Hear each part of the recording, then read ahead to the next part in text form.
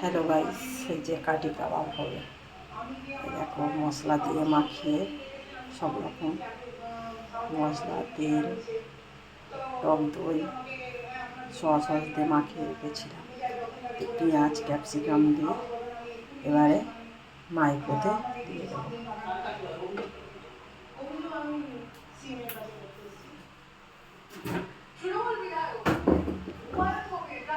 মাইক্রোতে দিয়ে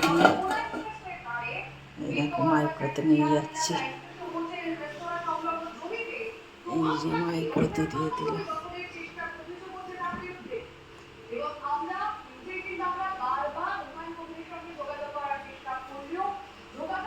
মাইক্রোতে দিয়ে দিলাম।